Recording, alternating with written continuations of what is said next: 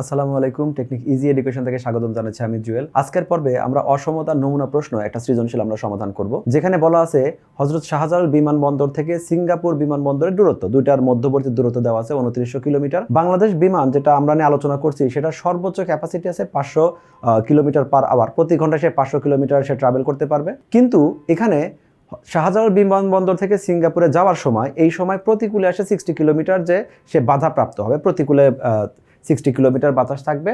এই তথ্যের উপর ভিত্তি করে আমরা সবগুলো সমস্যার সমাধান করব। আর অবশ্যই খেয়াল রাখবো যে আমাদের শাহজালাল বিমানবন্দর থেকে সিঙ্গাপুরে যাবার পথে, অর্থাৎ এই সময় সে প্রতিকূলে যদি 60 পায়, তাহলে সে যখন সিঙ্গাপুর থেকে শাহজালালে ব্যাক করবে, যেটা আমাদের 60 কিলোমিটার পার আওয়ার যেটা আমাদের প্রতিকূলে ছিল, সেটা অনুকূলে কাজ করবে। ক নম্বর প্রশ্ন যেটা আছে, একটা অসমতা দেওয়া আছে, সেটাকে সমাধান করতে হবে এবং সংখ্যা রেখায় দেখাতে হবে। এটার সাথে আসলে সৃজনশীল যে উদ্দীপকটা আছে সেটা কোনো সম্পর্ক নাই। প্রথমে আমরা এই সমস্যাটা সমাধান করে দেখি। এই অসমতাটা যখন আমরা সমাধান করব, তখন আমাদের দরকার হলো এক্স যে চলকগুলো আছে, চলকগুলোকে সবগুলো বাম পাশে নিয়ে আসবো, কনস্ট্যান্টগুলোকে আমরা ডান পাশে নিয়ে যাব। কিন্তু এখানে চলক যেটা আছে, চলক দুই পাশে আছে এবং দুই পাশে তারা কারোর সাথে গুণ বা যোগ বিয়োগ আকারে আছে। আমরা ট্রাই করব ধাপে ধাপে সিরিয়ালি এগুলোকে সিম্পলিফাই করার জন্য। প্রথমে যেটা করব, আমরা এই ব্র্যাকেটটাকে ভেঙে দেই। তাহলে এখানে হবে 30 মাইনাস এটা হলো 20x, সাইনটা আমরা ঠিকই রাখলাম। এখানে পাবো হলো 24 মাইনাস 18x। আমরা শুধুমাত্র এখানে ওই চলকটাকে যেটা আছে আমরা ব্র্যাকেটটা ভেঙে দিলাম। এখন আমরা প্রথমে দুইটা কাজ করতে পারি, আমরা কনস্ট্যান্টকেও রিমুভ করতে পারি অথবা চলকেও করতে পারি। শুরুতে আমরা চলকগুলোকে এক পাশে নিয়ে আসি। সমান থাকলে যেমন আমরা চাইলেই এই 18xকে এই পাশে নিয়ে এসে লেফট থেকে রাইট বা রাইট থেকে লেফট, প্লাস থাকলে মাইনাস, মাইনাস থাকলে প্লাস করতে পারি। আমরা অসমতার ক্ষেত্রে সেটা না করে যখন যেটাকে রিমুভ করা দরকার যে পাশ থেকে, আমরা তার সাথে কম্পেয়ার করে কিছু মান নিব যাতে ওই পাশ থেকে রিমুভ হয়ে যায়, কাটা হয়ে যায়। যেমন আমাদের আপাতত টার্গেট আছে এখানে এই 18x, এটাকে আমরা বাদ দিব। তাহলে মাইনাস 18xকে এই পাশ থেকে বাদ দিতে হলে আমরা এই পাশে প্লাস 18x নিয়ে আসবো। আমরা যেহেতু এই পাশে এই 18টাকে সরাবো, তাহলে আমরা এই পাশে প্লাস 18x লিখে দিলাম, যেটা আমাদের রেড কালারে আছে। আর যেহেতু আমি অসমতার ওই পাশে 18x নিয়ে আসছি প্লাস 18, তাহলে আমরা এই পাশেও 18x দিয়ে দিলাম। অর্থাৎ আমরা অসমতার উভয় পক্ষকে আমরা 18x যোগ করে পাই। এতে সুবিধা হচ্ছে কি, আমাদের এখানে 18x কাটা যাচ্ছে, তার মানে আমার চলক থাকলো এখন শুধুমাত্র লেফট সাইডে। এখন আমরা যদি ক্যালকুলেশন করি, এই অবস্থায় আমাদের অসমতাটা এখানে দাঁড়ালো, অর্থাৎ আমরা এইখানে দুইটাকে ক্যালকুলেশন করে পাইছি 2x, আর বাকি সব কিছু ঠিকঠাক আছে। এখন আমাদের টার্গেট হলো এই যে আমাদের চলক এই পাশে লেফট সাইডে শুধু চলক রাখবো, কিন্তু এখানে এখনও আমাদের 30 রয়ে গেছে, পজিটিভ 30 রয়ে গেছে। তাহলে এই পজিটিভ 30কে যদি আমি রিমুভ করতে চাই, তাহলে আমি উভয় পক্ষকে এখানে আমি একটা নেগেটিভ 30 দিয়ে দিলাম, আর এই পাশে আমি একটা নেগেটিভ 30 দিয়ে দিলাম। তাতে করে কি হলো যে আমার এই অসমতাটাতে এই পাশে আমাদের এই নেগেটিভ 30 পজিটিভ 30 চলে গেল। তাহলে আমার এই পাশে থাকলো হলো শুধুমাত্র -2x, আর এখানে সাইনটা দিলাম, এটা হলো -6। আমাদের এখনও কি বাকি আছে? এখনও বাকি আছে আমাদের -2। আমি চাইলে -2 একবারেই শিফট করতে পারি। ইনফ্যাক্ট তোমরা একবারেই শিফট করবে, আমি শুধু এটাকে ধারাবাহিকভাবে দেখাচ্ছি। প্রথমে 2কে শিফট করবো, অর্থাৎ 2কে বাদ দিব, তারপরে মাইনাস সাইনটাকেও বাদ দিব। এখানে যদি আমি মাইনাসটাকে বাদ দিতে চাই, তাহলে -2x এখানে ঠিকই রাখলাম, গেটার ইকুয়াল এটা -6, এটাও ঠিকই রাখলাম। উভয় পক্ষকে আমরা এখানে 2 দ্বারা ডিভাইড করলাম, 2 দ্বারা এখানে দেখো আমি চাইলে কিন্তু -2 দ্বারা ডিভাইড করতে পারতাম, কিন্তু সেখানে করব না। আর একটা হলো উভয় পক্ষ থেকে আমরা মাইনাস সমান থাকলে যেন আমরা বলতাম উভয় পক্ষ থেকে মাইনাস যেমন বাদ দিয়ে দিতাম, এখানে সেই উভয় পক্ষ থেকে মাইনাসটা আমরা বাদ দিব না। তাহলে এখন এখানে আমাদের 2 আর 2 কেটে গেল, আর এখানে আমাদের থাকবে 3। ফাইনালি আমাদের অসমতাটা দাঁড়ায় এখানে -x, আর এটা গেটার ইকুয়াল আমাদের -3 এইটুক থাকলো। এখন আমাদের শুধু x দরকার, কিন্তু স্টিল নাও এখানে একটা মাইনাস রয়ে গেল। এই মাইনাসটাকে যদি বাদ দিতে চাই, তাহলে আমরা উভয় পক্ষকে মাইনাস দ্বারা গুণ করব। যদি উভয় পক্ষকে মাইনাস দ্বারা গুণ করা, তো এইভাবে না বলে -1 দ্বারা গুণ করা বললে সবচেয়ে ভালো হয়। তো মাইনাস দ্বারা যখন গুণ করব, তখন আমাদের মাইনাসে মাইনাস এটা +x হয়ে যাবে, আর এটা আমাদের মাইনাস দ্বারা গুণ করলে এটা আমাদের +3 হবে। কিন্তু আমরা জানি অসমতার ক্ষেত্রে 3টা ক্ষেত্রে আমাদের সাইন চেঞ্জ হয়। একটা হলো যদি আমরা উভয় পক্ষকে মাইনাস দ্বারা গুণ করতে পারি, যদি আমরা এটাকে ব্যস্তকরণ করি, আর যদি শিফট করি টোটাল লেফটকে রাইট, টোটাল রাইটকে লেফট, এই 3টা ক্ষেত্রে অসমতার চিহ্ন চেঞ্জ হবে। তাহলে এই জায়গায় আমাদের যে সাইনটা থাকবে সেটা আমাদের উল্টা হয়ে যাবে, যেটা আমাদের গেটার ইকুয়াল ছিল সেটা আমাদের লেস ইকুয়াল হয়ে যাবে। তাহলে এইটাই হলো আমাদের অসমতার সমাধান। আমরা অসমতার সমাধানটা নির্ণয় করলাম, পাশাপাশি আমাকে কি করতে হবে, এই তথ্যটা আমাকে সংখ্যা রেখায় দেখাতে হবে। সংখ্যা রেখায় দেখানোর জন্য আমরা যেটা করি, শুরুতেই এরকম একটা অ্যারো চিহ্ন নিয়ে নিব। অ্যারো চিহ্নর যে বাম পাশে আছে, বাম পাশে আমরা নেগেটিভ ইনফিনিটি নিব এবং ডান পাশে আমরা পজিটিভ ইনফিনিটি নিব। অর্থাৎ আমাদের বাম দিকে ধনাত্মক এবং ডান দিকে ধনাত্মক, বাম দিকে ঋণাত্মক। এর পাশাপাশি এটাও বলবো যে আমাদের ধরলাম এইটা আমাদের মূল বিন্দু 0, এখানে 0 দেখানো কোনো মোটেই বাধ্যতামূলক না, শুধুমাত্র 3 আছে, শুধু 3টাকে দেখানো বাধ্যতামূলক, বাকি কোনো কিছুই যদি আমরা না দেখাই তাতেও কোনো সমস্যা নেই। এবং আমরা মনে রাখবো যে বাম পাশে যাওয়া মানে ধীরে ধীরে কমে যাওয়া, আর ডান পাশে যাওয়া মানে ধীরে ধীরে বৃদ্ধি হওয়া, কারণ এই পাশে পজিটিভ আছে, এই পাশে নেগেটিভ আছে। এখন আমি যদি এইখানে এইটাকে আমি ডিনোট করে মার্ক করলাম, এটা 1 দ্বারা, এটা আমাদের 2 দ্বারা, এটা আমাদের 3 দ্বারা, এটা 4 দ্বারা, একইভাবে এখানে -1, এটা আমাদের -2। আমাদের দুই পাশে যে সমান সমান দিতে হবে এমনও কোনো কথা না, আমাদের শুধু ফোকাস থাকবে এখানে 3 আছে, 3কে রিপ্রেজেন্ট করা। 3কে রিপ্রেজেন্ট করার জন্য কি করতে হবে, প্রথমে 3কে মার্ক করে নিলাম। এই যে 3টাকে মার্ক করে নিলাম, এখন 3কে শুধু এখানে কিন্তু শুধু লেস দেন নাই, মাঝখানে সাথে একটা ইকুয়াল সাইন আছে। যখনই লেস ইকুয়াল বা গেটার ইকুয়াল সাইন থাকবে, তখন আমরা এই যে এইটা আমরা মার্ক করব, এটাকে এই বৃত্তটাকে সম্পূর্ণ ফিল আপ করে দিব। এটা সমান বোঝাচ্ছে। এরপরে কি বোঝাচ্ছে, যে 3-এর চেয়ে ছোট হবে। কত ছোট হবে এর লিমিট দেওয়া নাই, মানে আমি যত খুশি ছোট করতে পারবো। অর্থাৎ আমি এইখান থেকে শুরু করে একদম এই পর্যন্ত টোটাল যে আমাদের ঘরটা আছে, এইখানে আমি এই যে দাগটা আছে এটাকে আমরা হাইলাইট করে দেবো, বোল্ড করে দিব। তাহলে এইটাই হলো তার সংখ্যা রেখা। এবার চলে যাই আমাদের বইয়ে, এখানে আমরা সমস্যার সমাধানটা দেখি। এখানে আমরা একই কাজ করেছি, শুধু আমি তোমাকে এটা ধারাবাহিকভাবে দেখিয়ে দিলাম। প্রথমে আমরা অসমতা উঠিয়েছি, তারপরে গুণ করে দিলাম, তারপরে আমরা এক্সগুলোকে তুমি তোমার মতো করে, তুমি চাইলে সবগুলো এক্সকে এই পাশে নিতে পারো, শিফট করতে পারো। অর্থাৎ টার্গেট থাকবে সবগুলো এক্স এক পাশে আর সবগুলো কনস্ট্যান্ট এক পাশে। ফাইনালি আমরা চলককে কিন্তু বাম পাশে নিয়ে আসবো। তো শুরুতে আমি যেমন তোমাকে একটু আগে দেখিয়েছি, যেটা শুরুতেই আমি বাম পাশে এক্স নিয়ে গেছি, তুমি সেভাবে করতে পারো। এভাবে আমরা এক্সের মান পাচ্ছি। আর এইটা হলো সমাধান সেট আকারে লেখা। এখানে বলা আছে যে আমাদের এক্সের মানটা সমাধান যেটা আছে, এক্সের মান 3-এর চেয়ে ছোট হবে। কত ছোট হবে, এখানে 3-এর চেয়ে ছোট যে 3.1 সেটাও ছোট, 3.1212 এটা পৌনঃপুনিক আকারে যদি থাকে সেটাও ছোট। এখানে যে কোনো প্রকার ভগ্নাংশ, ঋণাত্মক, ধনাত্মক যে কোনো মান আমাদের গ্রহণযোগ্য। শুধু একটা শর্ত মানলেই হবে, সে এক্স 3-এর চেয়ে সমান বা ছোট হবে। সেজন্য আমরা বলে দিয়েছি যে এক্স এলিমেন্ট অফ আর যেন এক্স 3-এর চেয়ে ছোট। এবং এখানে খেয়াল করে দেখো যে আমরা যে সংখ্যা রেখা যেটা করেছি, এই পাশে যে কালো দাগটা আছে সেটা লাইট আর এই পাশেটা বোল্ড, এইটাই হলো তার সংখ্যা রেখা। আমাদের খ নম্বর প্রশ্ন দেখে আসি। খ নম্বর প্রশ্নটাতে হজরত শাহজালাল বিমানবন্দর থেকে সিঙ্গাপুর বিমানবন্দর পর্যন্ত, মানে জার্নিটা করছি আমরা শাহজালাল বিমানবন্দর থেকে, আমরা যাচ্ছি হলো সিঙ্গাপুরের দিকে। এই সময় বিরতিহীন উড্ডয়ন হয়। তাহলে অসমতাটাকে আমাদের অসমতার মাধ্যমে নির্ণয় করতে হবে প্রয়োজনের সময়, এবং এর সাথে সংখ্যা রেখাও দেখাতে হবে। খেয়াল রাখতে হবে যে বাতাসটা কোন দিকে ছিল। যখন আমরা সিঙ্গাপুরের দিকে যাচ্ছি তখন বাতাসটা আমাদের বাধা দিচ্ছিল, প্রতিকূলে ছিল। তার মানে আমাদের মেইন ক্যাপাসিটি থেকে, আমাদের প্লেনটা যে ফ্লাই করবে ওই ক্যাপাসিটি থেকে এখানে যেটা আমাদের বাধা দিচ্ছে সেটা আমরা বাদ দিলে ওইটাই হবে আমাদের কার্যকরী বেগটা থাকবে। প্রয়োজনের সময় কত সেটা জানি না, সেটাকেই বের করতে হবে। সেটাকে আমরা টি ধরতে পারি, অন্য কোনো চলকে ধরতে পারি, সবচেয়ে ভালো হয় টি ধরা। টি চলকে আমরা তাহলে প্রকাশ করে দেখি মানটা কেমন হয়। আমাদের যে তথ্যগুলো দেওয়া ছিল সেখানে হলো মধ্যবর্তী দূরত্ব, অর্থাৎ ঢাকা সিঙ্গাপুরের যে মধ্যবর্তী দূরত্ব সেটা 2900 কিলোমিটার। বিমান সর্বোচ্চ ক্যাপাসিটি আছে তার 500 কিলোমিটার পার আওয়ার বেগে ফ্লাই করা। প্রতিকূলে বেগ, এখানে প্রতিকূল বেগ 60 কিলোমিটার, যেহেতু বাধা দিচ্ছে এত কিলোমিটার পার আওয়ার সেই বেগটা আছে। এখানে এককটা আমি km/h লিখেছি, তুমি চাইলে এটাকে বাংলায়ও লিখতে পারো, যে কোনো একটা লিখলে হয়, বাংলা লেখাটা বেটার হয়তো। এখন এখানে কার্যকরী বেগটা কত হবে, আমাদের এই 500 কিলোমিটার এইটা হলো বিমানের ক্যাপাসিটি ছিল, সে ফ্লাই করার ট্রাই করছে, কিন্তু প্রতি সময়ে একক সময়ে সে 60 কিলোমিটার বাধাপ্রাপ্ত হচ্ছে। তাহলে এইখানে অ্যাকচুয়ালি 440 কিলোমিটার পার আওয়ার এই বেগটা সে হলো ফ্লাই করতে পারবে, এটা তার কার্যকর হচ্ছে। সে ট্রাই করছিল 500 কিলোমিটার ফ্লাই করার জন্য, কিন্তু এখানে প্রতি ঘন্টায় 60 কিলোমিটার ওখান থেকে মাইনাস করে দিচ্ছে, এইটা তার কার্যকরী বেগ। এখন এই বেগটা সে যে এই বেগটা নিয়ে সে যেহেতু সিঙ্গাপুরে যাবে, তার কতটুকু সময় লাগতে পারে এই সময়টা আমরা জানি না, আমি এটাকে ধরে নিচ্ছি। আমি তাহলে ধরে নিলাম যে আমাদের প্রয়োজনীয় যে সময়টা আছে সেটা টি ঘন্টা, অবশ্যই ঘন্টা এককে হবে, কারণ আমরা সবগুলো হিসাবগুলো কিলোমিটার পার আওয়ার এই ঘন্টা এককেই করছি। এখন এই জায়গায় এই যে টি সময়টা দিলাম, আমরা তাহলে এবার অসমতা প্রকাশ করব। টি সময়, টি বেগে যখন, টি ঘন্টা যখন এত কিলোমিটার বেগে চলছে, অতিক্রান্ত দূরত্ব হলো 440 ইন্টু টি, এটা হলো অতিক্রান্ত দূরত্ব।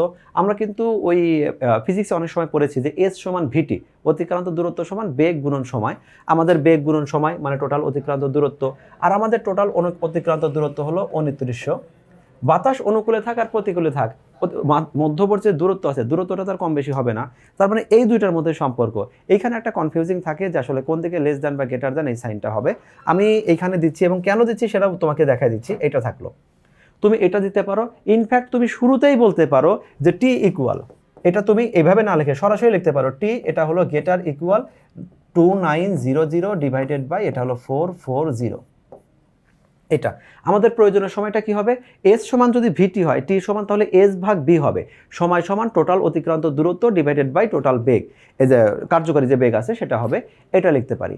এখন একটা জিনিস ইমাজিন করো যে এই প্লেনটা যখন ফ্লাই করবে ও সর্বোচ্চ ক্যাপাসিটি 440 কিলোমিটার আওয়ার ছিল, যখন সে রানওয়ে থেকে ফ্লাই করছে তখন সে নিশ্চয়ই এই কিলোমিটার তার যে স্পিড আছে সেটা পাবে না, সে একটু স্লোভাবে ধীরে ধীরে ধীরে ধীরে অ্যারাউন্ড দেখা যায় যে 100 মাইল পার আওয়ার বেগে যখন যায় তখন সেটা ফ্লাই করা শুরু করে।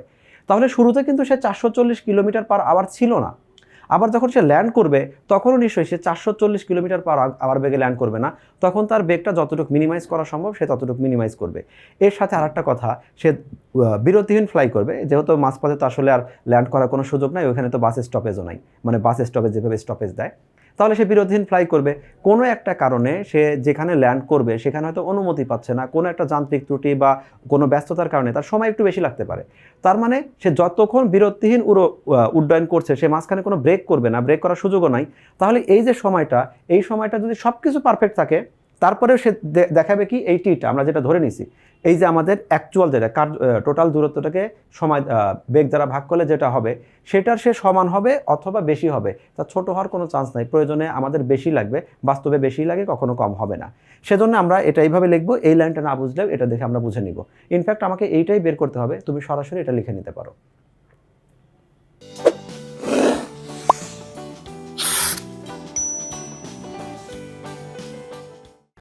খুব সিম্পলভাবে আমরা যদি ক্যালকুলেটর দিয়ে ট্রাই করি তাহলে আমরা টি এর ভ্যালুটা পাবো 6 সমস্ত 13/22 এরকম একটা মান পাবো।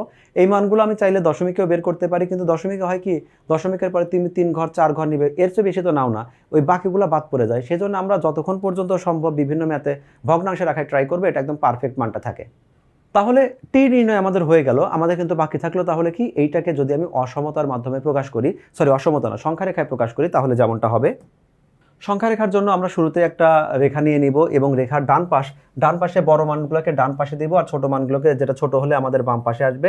আমাদের ডান দিকে পজিটিভ ইনফিনিটি, বাম দিকে আমাদের নেগেটিভ ইনফিনিটি। এইখানে আমাদের শুধুমাত্র যে এই ঘরটা আছে, আমাদের 6 পয়েন্ট সামথিং যে ঘরটা আছে, এইটাকে নোট করা, এটাকে প্রকাশ করাটাই আমাদের মূল টার্গেট থাকবে। বাকিগুলো ঘর আমরা লিখি বা না লিখি কোনো যায় আসে না।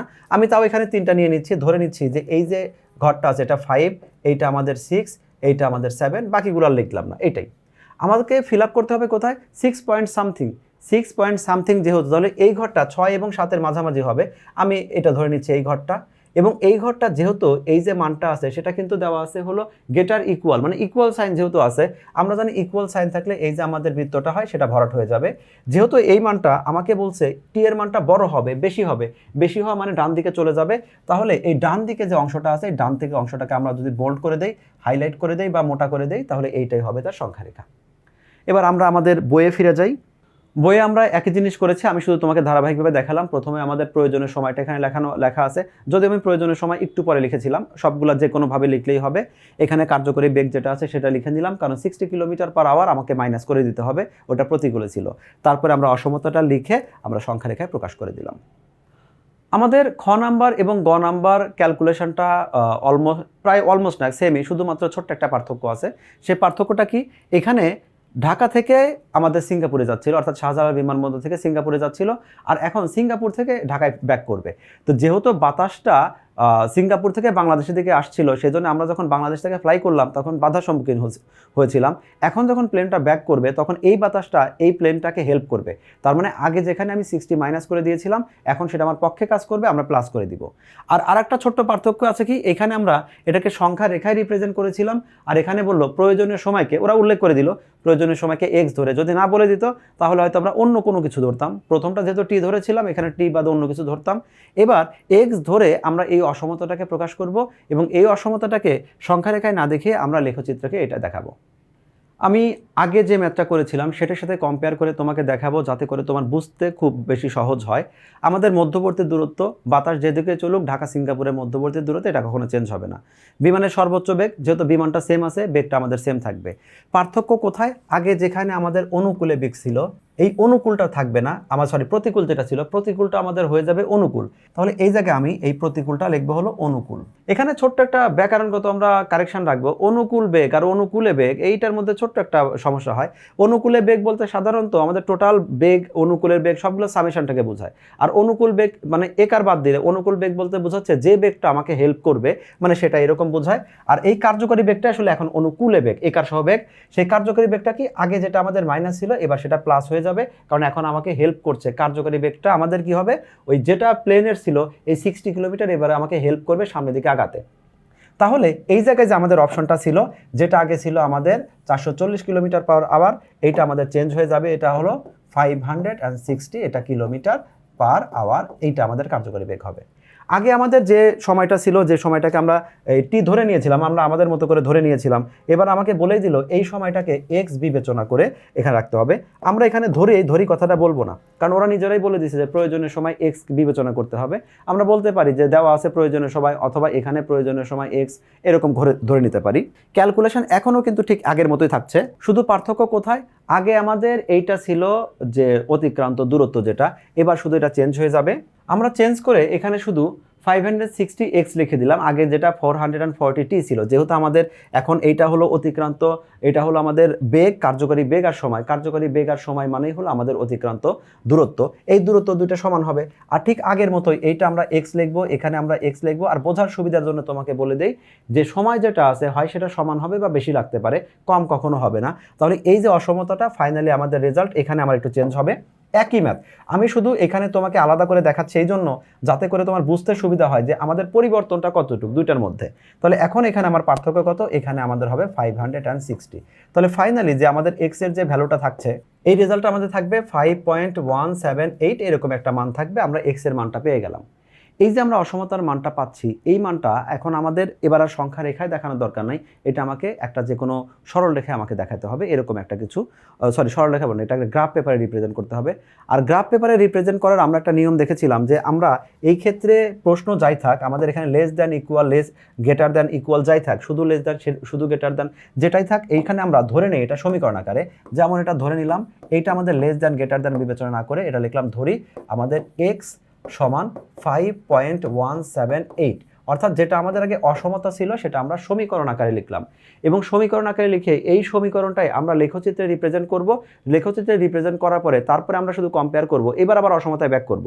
প্রথমে আমরা এখানে থাকবো, অর্থাৎ এই সমীকরণটাতে থাকবো, তারপরে আমরা আবার এই যে আমাদের অসমতা আছে অসমতায় ব্যাক করব।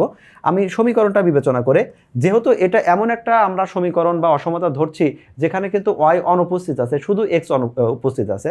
আমরা জানি যদি আমাদের ওয়াই অনুপস্থিত থাকে তাহলে সেক্ষেত্রে আমরা রেখাটা ওয়াই অক্ষের সমান্তরাল হয়। এই রেখাটাকে যদি আমি এরকম করতাম, আমি সরাসরি করব, বাট জাস্ট বিবেচনা করার জন্য, বোঝার জন্য আমি এটাকে ধরে নিচ্ছি এরকমটা।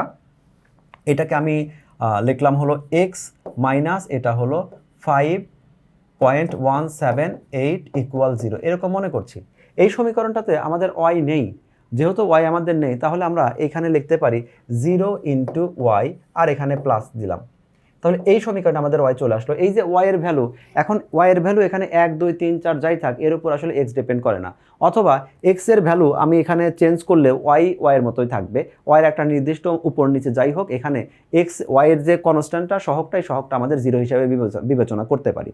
তো আমরা আসলে যেহেতু এই সমান্তরাল রেখার অর্থটা বুঝি, আমরা এইটা জাস্ট আমি বোঝাচ্ছি যে এখানে ওয়াই অনুপস্থিত মানে হলো আমরা 0 ইন্টু ওয়াই দিতে পারি। কিন্তু আমরা জানি কোনো একটা লেখচিত্র যখন অঙ্কন করি, যদি আমাদের এক্স অনুপস্থিত থাকে তাহলে এক্স অক্ষের সমান্তরাল হয়ে যায়, ওয়াই অনুপস্থিত থাকলে ওয়াই অক্ষের সমান্তরাল হয়ে যায়। এক্স এর যে ভ্যালুটা ঠিক সেই বিন্দু গিয়ে আমাদের একটা সরলরেখা আমরা অঙ্কন করতে পারি। আমি ধরে নিচ্ছি এইটা আমার একটা গ্রাফ পেপার। তাহলে গ্রাফ পেপার নর্মালি করার জন্য আমরা কি করতাম, এখানে আমরা এক্স অক্ষ এবং ওয়াই অক্ষ দিতাম, যে ক্ষেত্রে আমাদের এই পাশে এক্স থাকতো, এই পাশে আমাদের এক্স প্রাইম থাকতো। এক্স ঋণাত্মক হলে বাম দিকে, ধনাত্মক হলে ডান দিকে। একইভাবে ওয়াই পজিটিভ হলে ওয়াই উপরের দিকে, ওয়াই নেগেটিভ হলে ওয়াই আমাদের নিচের দিকে, এরকম একটা গ্রাফ পেপার। তোমরাও এরকম করে দাগ দিয়ে নিবে। এরপরে যেটা করবে, শুধু আমাদের এক্স বরাবর 5.5, আমি ধরলাম যে এইটা আমাদের 5, এইটা আমাদের 10, তাহলে এই 5.5 এই বরাবর গিয়ে আমরা এখানে ঠিক এই যে 5.5 যেটা 5 হবে, তাহলে 5.17 মানে কি 5 থেকে একটু দূরে গিয়ে আমরা কি করব, ঠিক এই বরাবর আমরা একটা সরলরেখা অঙ্কন করব। এই সরলরেখাটা কিভাবে সরলরেখা অঙ্কন করব, ওয়াই অক্ষের সমান্তরাল একটা সরলরেখা অঙ্কন করব। তাহলে এই লেখচিত্র যেটা আছে, এই যে সমীকরণ লেখচিত্র আমাদের হয়ে গেল। আবারও বলি, ওয়াই অনুপস্থিত মানে হলো ওয়াই অক্ষের সমান্তরাল হবে। কত দূরে গিয়ে হবে? এক্স এর যে ভ্যালুটা থাকে তত দূরে গিয়ে ওয়াই অক্ষের সমান্তরাল রেখা আঁকলে আমরা লেখচিত্র অঙ্কন হয়ে গেল। কিন্তু এই সমীকরণটা যেটা ছিল, এটা তো আমাদের সরলরেখা ছিল না, ছিল তো অসমতা। তাহলে অসমতার ক্ষেত্রে আমরা কি করব? এইটাকে যদি আমরা মূল বিন্দু বিবেচনা করি, মূল বিন্দু আমি ঠিক এখানে চলে যাব। এবার চলে যাব কোথায়? এই যে এইখানটাতে। এই অসমতাটাকে আমরা যে কোনো বিন্দুর জন্য চেক করতে পারি। আমরা সাধারণত মূল বিন্দুর জন্য চেক করি, কারণ তাতে ক্যালকুলেশনটা অনেক ইজি হয়। তাহলে এখানে বলতে পারি 0, এটা হলো গ্রেটার দ্যান, এটা হলো 5.178। অর্থাৎ আমি শুধু এক্স এর পরিবর্তে 0 বসাচ্ছি। কেন 0 বসাচ্ছি? এই মূল বিন্দুটা দিয়ে চেক করব। এর উপরে কিন্তু আমরা আলাদা কিছু এপিসোড নিয়েছি যে আমরা মূল বিন্দু দিয়েই কেন চেক করি। কারণ মূল বিন্দু দিলে এক্স এর সাথে আমাদের কনস্ট্যান্ট যাই থাক, ওয়াই এর সাথে কনস্ট্যান্ট যাই থাক, সরাসরি 0 হয়। আমরা 0 0 না দিয়ে আমরা 1 1 দিয়ে ট্রাই করতে পারি, 5 6 যে কোনো কিছু দিয়ে ট্রাই করতে পারি। যখন আমি 5 6 10 11 এইরকম কনস্ট্যান্ট দিয়ে আমি অন্য কোনো বিন্দু দিয়ে, বড় কোনো বিন্দুতে চেক করব, সেক্ষেত্রে এক্স এর সাথে যে সহগগুলো থাকবে ওই ক্যালকুলেশনগুলো বড় হয়ে যায়। সেজন্য আমরা 0 দিয়ে ট্রাই করি, মানে মূল বিন্দুতে ট্রাই করি, যাতে ক্যালকুলেশনটা অনেক ইজি হয়। এখন এই যে বিন্দুটা আমরা দেখতে পাচ্ছি, এখানে যে তথ্যটা আসলে, এই তথ্যটা মিথ্যা কথা। এরকম তথ্য আসলে হওয়া সম্ভব না। 0 5-এর চেয়ে বড়, এটা আসলে মিথ্যা কথা।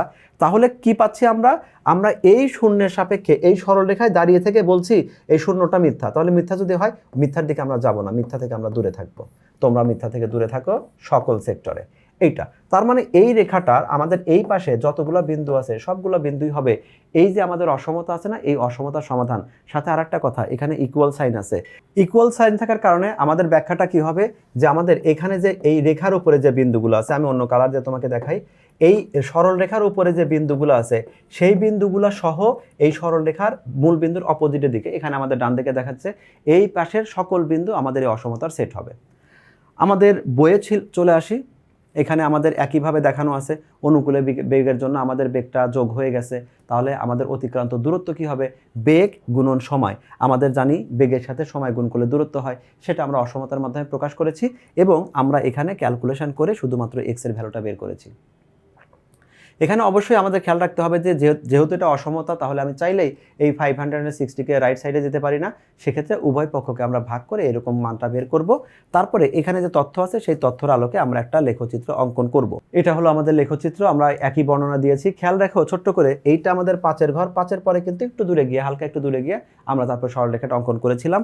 এবং এই জায়গায় আমরা অবশ্যই এই লেখচিত্র যে আঁকলাম, কিভাবে আঁকলাম এর একটা ডেসক্রিপশন দিয়ে দিব, যে আমরা এক্স অক্ষ নিচ্ছি, ওয়াই অক্ষ নিচ্ছি। এবং এই ম্যাথটাতে আমরা যেহেতু ম্যাথটা খুব একটা ছোটও না খুব একটা বড়ও না, তাহলে 1 ঘর সমান 1 একক নিলে আমাদের যথেষ্ট। তাহলে ওইটুকুলা বলে দিব, বর্গের ক্ষুদ্রতম বাহুকে আমরা 1 একক বিবেচনা করে এই যে এই বিন্দু দিয়ে ওয়াই অক্ষের সমান্তরাল নিলাম। কেন ওয়াই অক্ষের সমান্তরাল নিলাম? যখন ওয়াই অক্ষ, ওয়াই এর মান অনুপস্থিত, তখন মানে সরলরেখাটা ওয়াই অক্ষের সমান্তরাল হবে। তারপরে আমরা এইখানে যে মানগুলো কথাগুলো আছে সেই কথাগুলো লিখে দিব এবং তারপরে এই কথা অবশ্যই বলে দিব। খেয়াল রাখো, এ বি এর উপরস্থ, মানে ওই যে সরলরেখাটা দেখিয়েছিলাম লাল গোল্লা দিয়ে, এরকম উপরস্থ সকল বিন্দু এবং এ বি সরলরেখার যে পাশে মূল বিন্দু আছে তার বিপরীত পাশে, কারণ মূল বিন্দুটা আমাদের মিথ্যা হয়েছিল, মানে মূল বিন্দুর সাপেক্ষে তথ্যটা মিথ্যা হয়েছিল, তাহলে তার অপোজিট পাশে যে বিন্দুগুলো, সকল বিন্দুই আমাদের এই অসমতার লেখাচিত্রের অন্তর্ভুক্ত থাকবে। আশা করি আজকের ক্লাসে তোমরা অসমতা নিয়ে বেশ কিছু কথাগুলো শিখলে এবং পরবর্তী পর্যায়ে আমরা আরও নতুন নতুন তথ্য নিয়ে হাজির হব। 24 ঘন্টা আমাদের সাথে থাকতে দেখতে থাকো টেকনিক ইজি এডুকেশন। পরবর্তী পর্বে স্বাগতম। আল্লাহ হাফেজ।